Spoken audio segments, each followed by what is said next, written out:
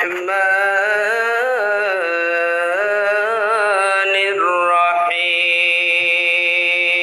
الرحيم يا أيها الذين آمنوا اتقوا الله وكونوا مع الصادقين صدق الله العظيم وصدق رسوله النبي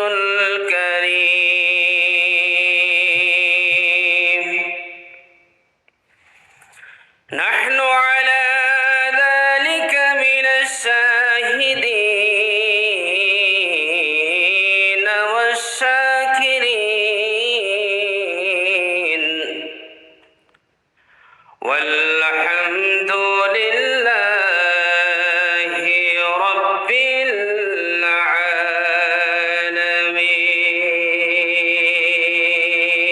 العالمين وقال النبي صلى الله عليه وسلم مثل أهل بيتي كالسفينة نوح من ركبها نجا ومن تخلف عنها غرق وقال تعالى مخبرا وآمرا إن الله وملائكته يصلون على النبي يا أيها الذين آمنوا صلوا عليه وسلموا تسليما اللهم জোরে জোরে মোহাব্বতে সবাই দরুদ পড়েন مولانا محمد وعلى آل سيدنا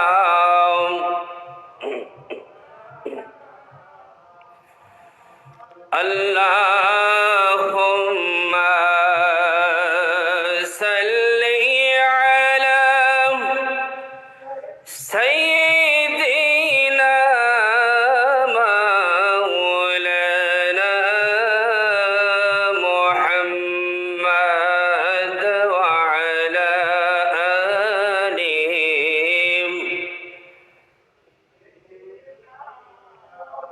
مولانا दिखा दे या इलाही वमदीना किसी शहर है जहाँ दिन रात मौला तेरी रहमत बरसती है अल्लाहुम्मा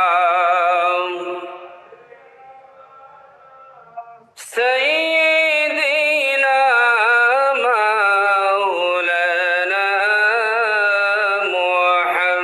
मुहम्मद वअला आलिहि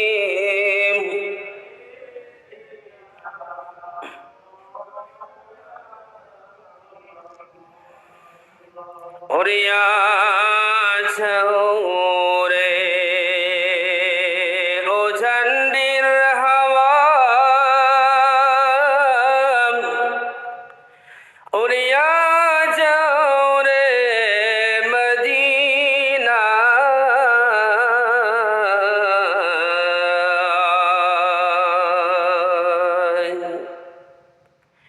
এই মাহফিল মাহফিলের সালাম দিও নূর নবীজির রওয়াদায় আল্লাহুম্মা সাইয়্যিদিনা মাওলানা মুহাম্মদ ওয়া আলা আলি সাইয়্যিদিনা।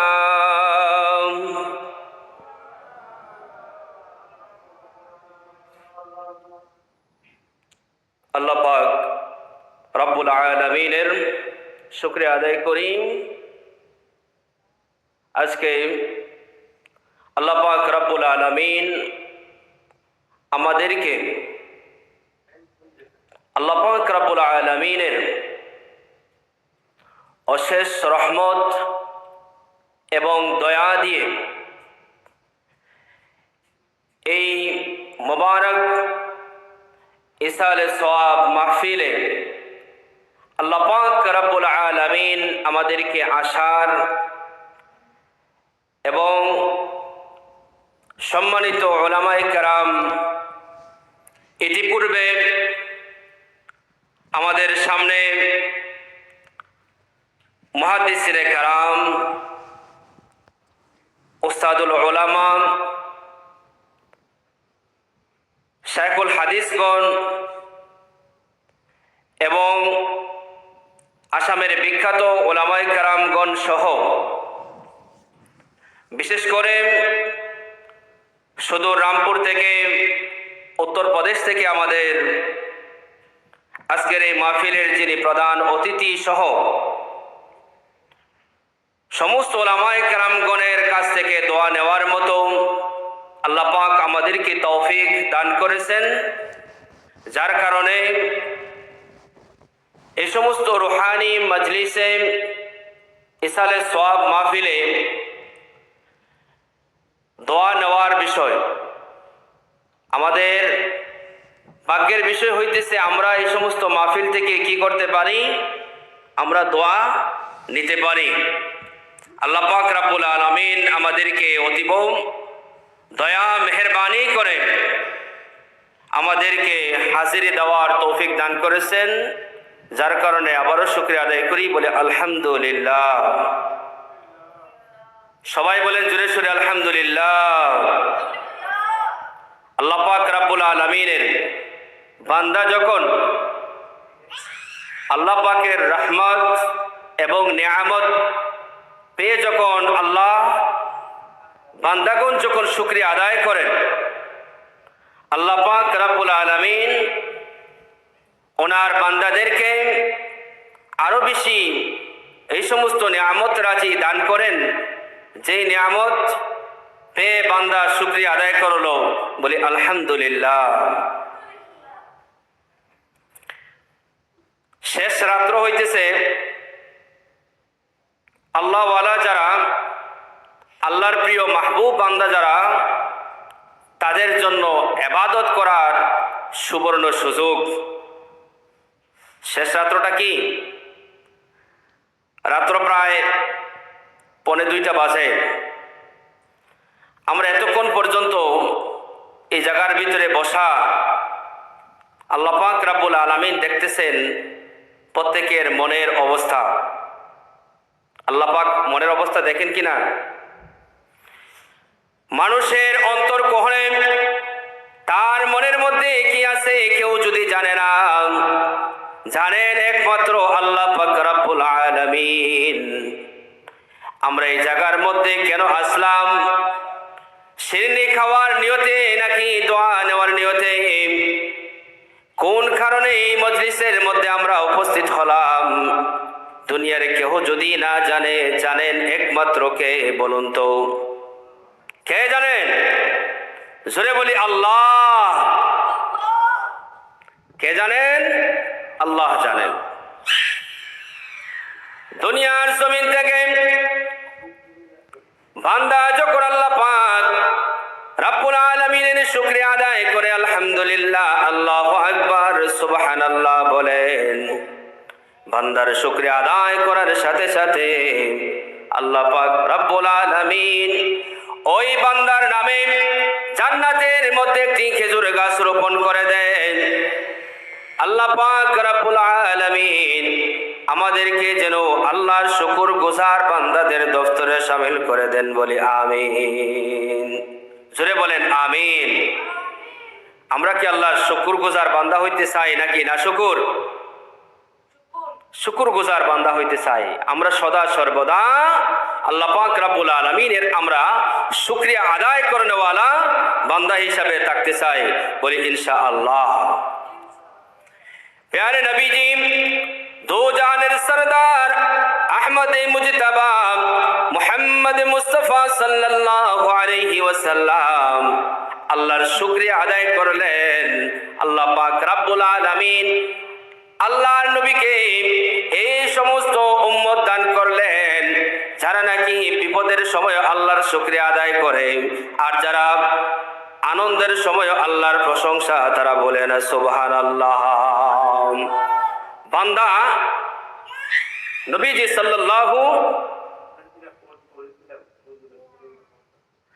সাল্লাল্লাহু আলাইহি ওয়াসাল্লাম আমাদের ব্যাপারে খুশি ইজহার করলেন। নবীজির প্রিয় উম্মতদের মধ্যে ওই সমস্ত উম্মতের ব্যাপারে যারা নাকি তাদের বিপদের সময়, মুসিবতের সময়, কষ্টের সময় এবং তাদের আনন্দের সময়ও আল্লাহ পাক রব্বুল আলামিনের শুকরিয়া আদায় করতে তারা ভুলে না।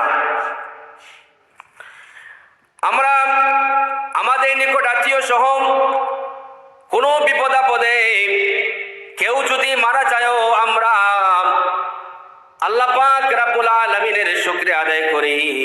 আমরা সবাই পড়ে থাকি ইন্না লিল্লাহি ওয়া ইন্না ইলাইহি রাজিউন, পড়ি কিনা?